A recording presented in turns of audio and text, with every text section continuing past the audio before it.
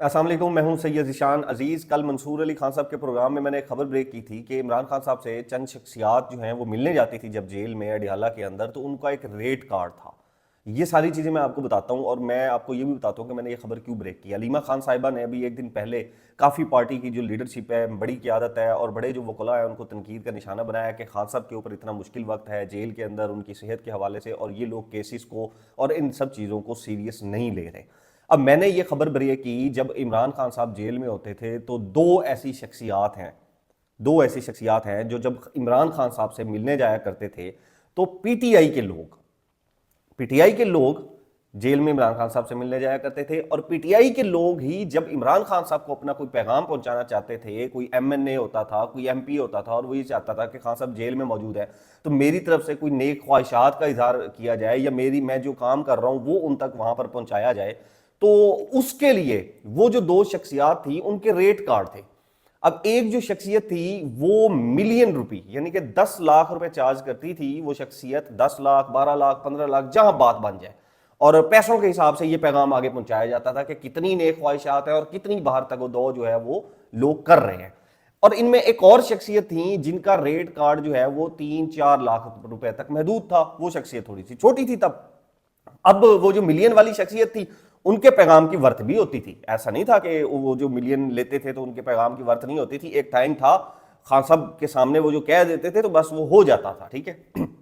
اب جناب یہ جو 3-4 لاکھ روپے والی شخصیت ہے، انہوں نے بھی پی ٹی آئی کے چند لوگوں سے پیسے لیے اور عمران خان صاحب تک وہاں ان کے جو پیغامات ہیں وہ وہاں پر پہنچائے، اور ان کو بتایا کہ باہر سے وہ آپ کو یہ پیغام دے رہے ہیں۔ اور پھر یہ صرف ایسا نہیں ہوتا تھا کہ یہ پیغام وہاں سے لیا، پیسے پکڑے اور خان صاحب کو پہنچا دیا، نہیں، پھر یہ جواب بھی آتا تھا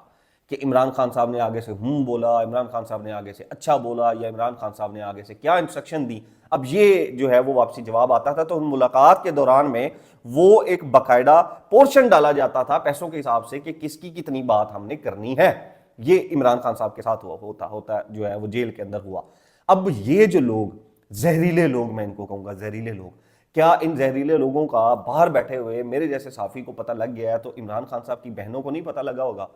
جو ان کے ساتھ سنسیئر ہے ان کو نہیں پتہ لگا ہوگا؟ تو یہ جو بہنوں کا درد ہے،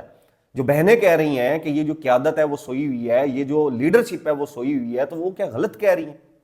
اگر مجھے کوئی تکلیف ہوتی ہے، خدا نہ خواستہ میرے ساتھ کوئی زیادتی ہوتی ہے، تو میرے لیے سب سے پہلے بولیں گے میرے بہن بھائی،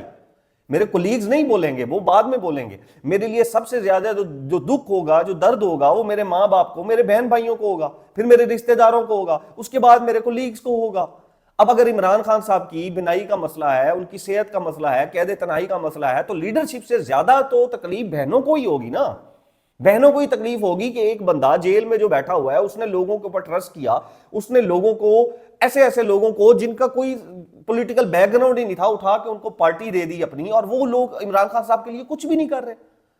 وہ لوگ بس آتے جاتے سلوٹ مارتے ہیں، خان صاحب زندہ باد۔ اور کچھ لوگ تو ایسے ہیں جو ٹویٹر کے اوپر سوری خان صاحب، ہم خان صاحب شرمندہ ہیں، عمران خان زندہ باد، پاکستان پائندہ باد کے نعرے لگا کے نکل جاتے ہیں۔ اب پھر ان لوگوں کے اوپر جب بہنیں بیٹھ کے تنقید کریں گی تو پھر بات کیا ہوتی ہے؟ یہ سیاست میں آنا چاہتی ہیں، یہ چیئر پرسن بننا چاہتی ہیں۔ بھائی اگر وہ بننا بھی چاہتی ہیں تو اس وقت مجھے لگتا ہے وہ ٹھیک کہہ رہی ہیں۔ عمران خان صاحب خود ان کے سیاست میں آنے کے خلاف ہیں، موروثی سیاست کے وہ خلاف ہیں، لیکن میں یہ کہتا ہوں اس وقت وہ بھی ٹھیک ہے۔ اگر یہ پیسے لے کے پیغام پہنچانے ہیں، اگر مرضی سے آپ نے جو ہے وہ ٹائم کے حساب سے نکلنا ہے، آپ سے اور بھی کچھ نہیں ہوتا ہے، احتجاج بھی آپ سے نہیں ہوتے بقول ان کی بہنوں کے،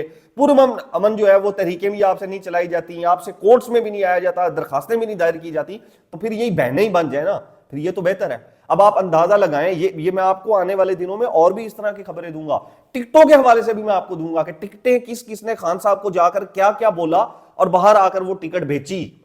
کس شخصیت نے، یہ بھی میں آپ کو ساری چیزیں دوں گا۔ اور پی ٹی آئی والوں نے ہی پیسے دیے، ایسا نہیں کہ باہر والے کوئی فلائی مخلوق آئی تھی اور اس نے آ کے پیسے دیے، نہیں، خان صاحب کو بتایا گیا خان صاحب وہ فلاں یہ بڑا زبردست کام کر رہا ہے فلاں شہر سے اور فلاں صوبے سے، خان صاحب نے کہا اچھا ٹکٹ اس کو خان صاحب دے دے، اوکے چلے دے دے، باہر آیا، کروڑوں میں ڈیل ہو گئی۔ یہ خبریں میں آپ کو آنے والے دنوں میں دوں گا۔ بہرحال جی، اب دوسری ہم بات کر لیتے ہیں پاک افغان جنگ۔ پاکستان کی جو فوج ہے، پاکستان کی جو ایئر فورس ہے، انہوں نے اندر گھس کے یہ جو افغان طالبان ہیں ان کو مارا ہے، اور ان کا ایک سپریم جو لیڈر ہے، سپریم کمانڈر ہے، ان کی بھی جو ہے خبریں آ گئی ہیں ہلاکت کی، اور وہ کنفرمیشن بھی ہو گئی ہے۔ اب اس کے اوپر دو قسم کے نیریٹو چل رہے ہیں۔ میں دیکھ رہا تھا کچھ لوگ تنقید کر رہے تھے کہ جی وہ ہمارا اسلامی بھائی ہے، وہ ہمارا مسلمان بھائی ہے، اور یہ کیا دن آ گیا کہ دو مسلمان بھائی جو ہے وہ آپس میں لڑ پڑے۔ میں آپ کو ایک چیز بتاتا ہوں، دیکھیں میں یہ مانتا ہوں کہ افغانستان ہمارا مسلمان بھائی ہے، ہمارا برادر ملک ہے، اسلامی بھائی ہے ہمارا، لیکن سوال یہ ہے کہ جب ہم نے سمجھایا، جب ہم نے کہا کہ بھارت کی گود میں مت بیٹھیں، بھارت کی پراکسی وار مت بنے، ڈالروں کی گیم مت کھیلیں، پھر ہم قطر میں بیٹھے، ہمارے مذاکرات ہوئے، ہم نے بلایا، ہم نے کہا یہ جنگ ہم سے مت کرو، تم ہمارے بھائی ہو،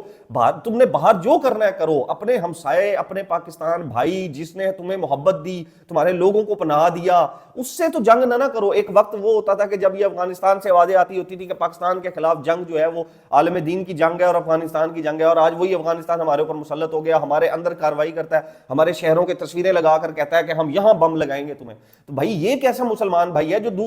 ہم مسلمان بھائی نہیں ہیں، ہم اسلامی ممالک نہیں ہیں، یہ ہمیں مارے، ہمارے ملک میں آ کے ہمارے شہریوں کو خود کچھ دھماکے بھی کریں، یہاں پر آ کر لوگوں کو ٹارگٹ بھی کریں، سلیپر سیل بھی ایکٹیو کریں، ماریں، لیکن ہم ماریں تو پھر جی مسلمان بھائی، اوہو دو مسلمان بھائی لڑ پڑے، اسلامی بھائی آپس میں لڑ۔ بھائی سمجھا چکے ہیں،